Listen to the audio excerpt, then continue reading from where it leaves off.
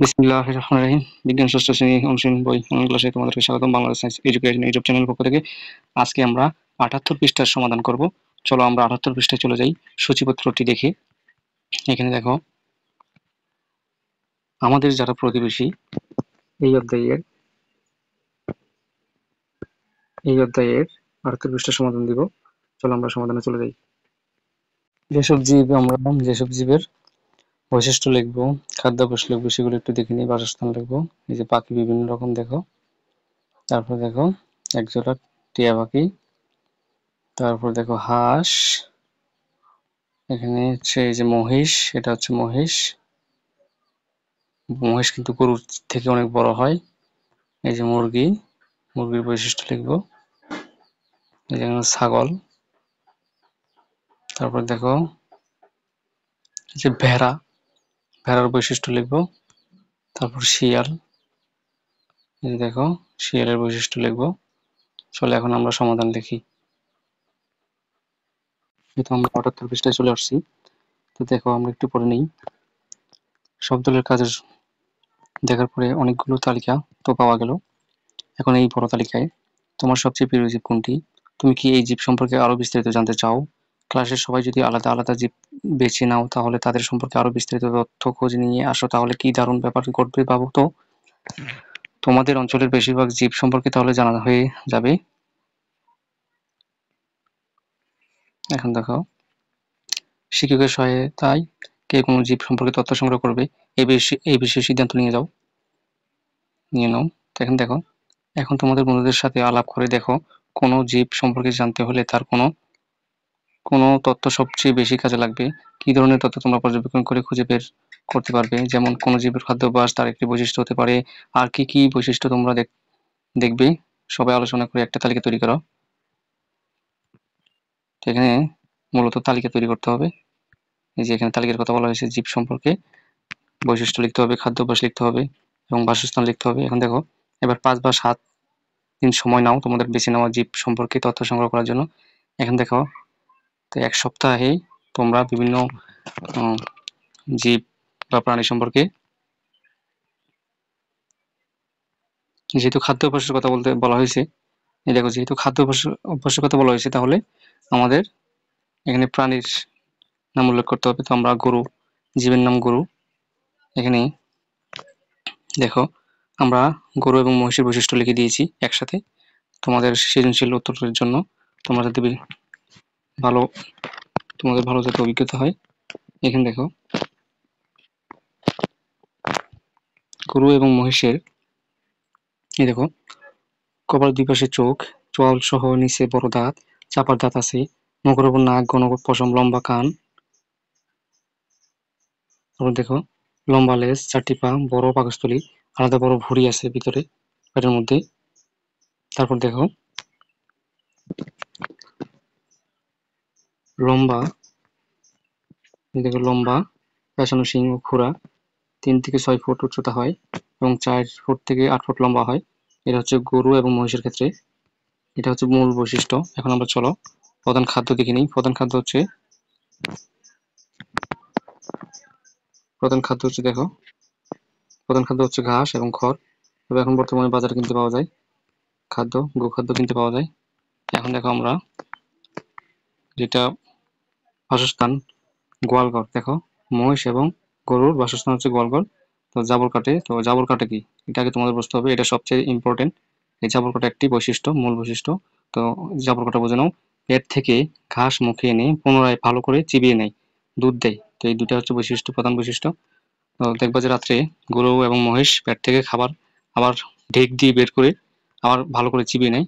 তো আমরা গরু এবং মহিষেরটা পড়ে নিলাম। যেহেতু সৃজনশীল ভিত্তিক সমাধান, তাই আমি অনেকগুলো সমাধান দিয়েছি। তোমরা এক এক করে সবগুলো লিখে নিবে। এখানে দেখো ছাগল এবং ভেড়ার সম্পর্কে আমি লিখেছি এখানে বৈশিষ্ট্যগুলো। দেখো কপালের দুই পাশে চোখ, চোয়াল সহ নিচে দাঁত, চাপার দাঁত আছে, মুখের উপর নাক, ঘন পশম, লম্বা কান, খাটো লেজ, ৪টি পা, পাকস্থলী, ভুঁড়ি, খাটো শিং, খুরা। তারপর তো ভেড়ার পশম লম্বা হবে, ছাগলের পশম ছোট এবং ভেড়ার পশম লম্বা হবে। তো ২ থেকে ৩.৫ ফুট উচ্চতা এবং লম্বা ২.৫ থেকে ৩ ফুট হয়ে থাকে ছাগল ভেড়া। তো এখন দেখো বা 4 ফুটও হতে পারে, যদি সবচেয়ে বড় 4 ফুট খুব কম হয়, কিন্তু 3 ফুটই বেশি হয়।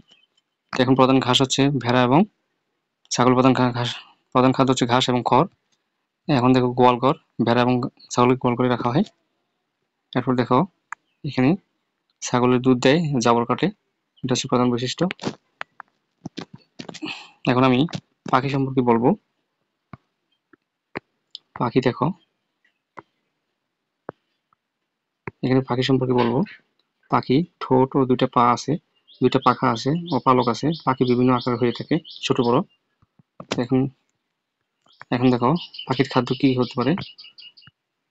ফল, তারপরে চাল, ধান, ছোট মাছ এবং পোকামাকড়। এখানে একটা বানান ভুল আছে, এখানে হবে যে গম, এখানে হচ্ছে গম হবে।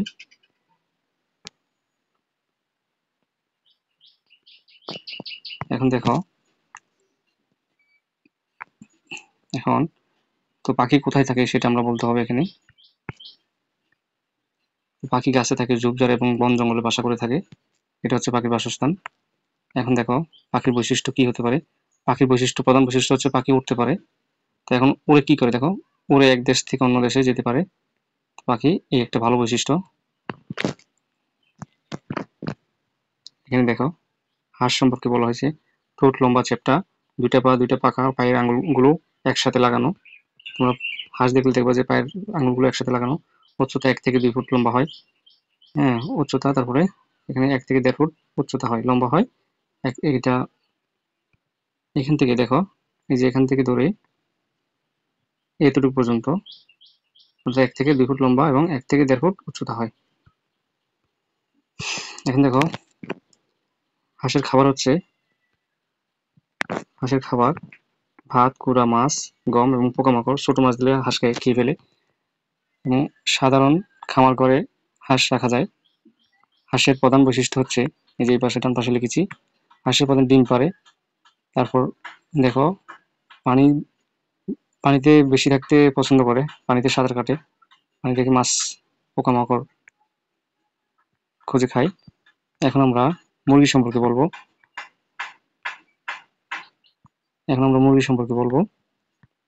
দেখো মুরগি, মোরগ পাখির মতো ঠোঁট ও 2 পাখা, 2টা পা, 1 থেকে 2 ফুট উচ্চতা হয়, লম্বা 1 থেকে 1.5 ফুট হবে।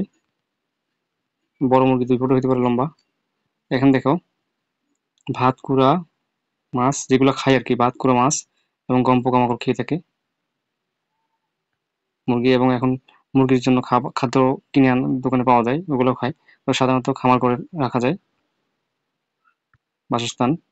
যেগুলো বন মোরগ, এগুলো বন জঙ্গলে থেকে থাকে। তো এখানে বন জঙ্গল, তুমি এখানে বন জঙ্গলও লিখতে পারো, যেগুলো বনের মুরগি, জঙ্গলের মুরগি। এখানে দেখো বিশেষ বৈশিষ্ট্য, ডিম পারে, উড়তে পারে, তবে বেশিক্ষণ উঠতে পারে না। এখন আমরা এখন আমরা শিয়াল সম্পর্কে জানবো। তো অনেকে শিয়াল সম্পর্কে জানতে চাই। এখন দেখো লম্বা কান, লম্বা 4টি দাঁত আছে, কুকুরের মতো 4টি পা, ঘন পশম, কুকুরের মতন দেখতে, লেজ আছে, 1.5 থেকে 2 ফুট উচ্চতা, লম্বা 1 থেকে 3 ফুট হয়। এখন এখন আমরা কি খাই সেটা বলবো। মাংসাশী প্রাণী খাই, যেমন হাঁস, মুরগি, বিড়াল ও ইঁদুর খায়। এটা হচ্ছে শিয়ালের খাদ্যাভ্যাস। শিয়ালের কোথায় থাকে, ঝোপঝাড়ে বন জঙ্গলে শিয়াল থাকে, লুকে থাকে। তারা রাত্রে বেশিরভাগ খাদ্যের জন্য বাইর হয়, লোকালয়ে থাকতে পছন্দ করে না। এখানে দেখো অন্যান্য প্রাণীর চাইতে একটু বুদ্ধিমান, এটা হচ্ছে মূল বৈশিষ্ট্য। তো আমাদের এই সৃজনশীল ক্লাসটি ভালো লাগলে অবশ্যই সাবস্ক্রাইব করবে। একটু ভালো করে দেখাই দিচ্ছি যাতে তোমরা ভালো করে লিখতে পারো। তো সৃজনশীল ক্লাসটি ভালো লাগলে অবশ্যই সাবস্ক্রাইব করে রাখবে। তো কমেন্ট বক্সে জানিয়ে দাও ক্লাসটি কেমন হয়েছে। ধন্যবাদ সকলকে।